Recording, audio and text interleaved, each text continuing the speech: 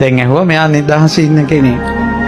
ඊට පස්සේ ඇහුවා අද කාලේ නම් කෙල්ලෝ තමන් යාළ කුසල් රැස් කරන්නා මෙලව කවදාවත් අසරණ නැති බව මේ ලැජ්ජ බය තියෙන කෙල්ලෙක් කසාද බඳින්න ලැබුණොත් ඒ කොල්ල වාසනාවන්තයි. ලැජ්ජ බය යම් ගෙදරක ස්ත්‍රියක් සිටිනවා නම් යසෝදරාවට වැඳිය යුතුයි. සසරක කර්ම එක ජීවිතයක යසෝදරාව කුල කුමාරිකාවක්. බෝධිසත්ව ඉපදෙලා එක ගෙදරක අයියා මල්ලි ඉන්නේ. මෙතන ඉන්න යම් පින්වන්ත කෙනෙකුට සිතවිල්ලක් ආවොත් මම දිවි හිමියෙන් මගේ බුදුරජාණන් වහන්සේ සරණ. සමහර මිනිස්සු ගෙදරට වාහනේ ගේනවා එළියට ගන්නෑ. බයික් එක තව එකෙකුට දෙන්නේ ඕවා කඩයි කියලා. මලක් පහනක් පූජා කළත් ඒ හැම වෙලාවකම හිතන්න අනේ මේ කුසලයාගේ බලයෙන් මට ඒකාන්තයෙන්ම සත්පුරුෂ ප්‍රශ්න නැති කෙනෙක් මේ දේශනාව අහන්නේ නැහැ. ඒ කියන්නේ ප්‍රශ්න නැති ජීවිත නැහැ. ප්‍රශ්නත් එක්කම තමයි බුදුන් පල්ලා කියලා දිවුරන්න එපා.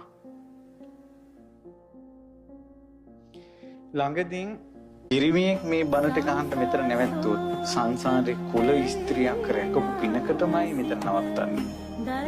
පින්වන්ත කොල්ලෙක් නම් බඳින කල් කෙල්ලගේ අතවත් අල්ලන්නේ. කොහෙන් හොයන්නද?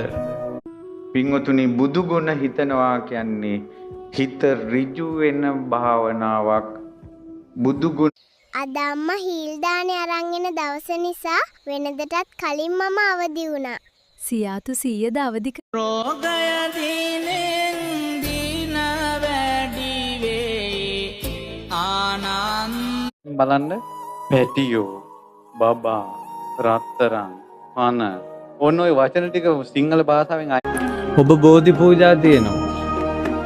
හිතේ කෙලෙස් ගිනි නිවා ගන්න සසරින් එතර වෙන සබ්බේ දුක්ඛා බලපත්තා පච්චිකාකා ගාතාව නම් අමතකයි අම්මේ.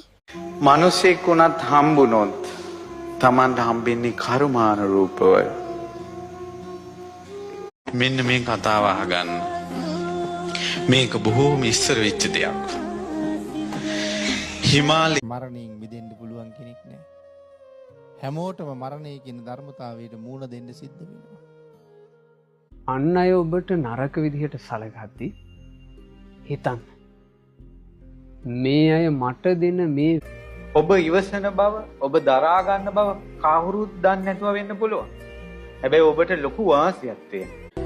කල්පනාව තියෙන සිහි කල්පනාව තියෙන මිනිසෙක් මේ බණපදයේ හොත් මේ මිනිසයාගේ ජීවිතයට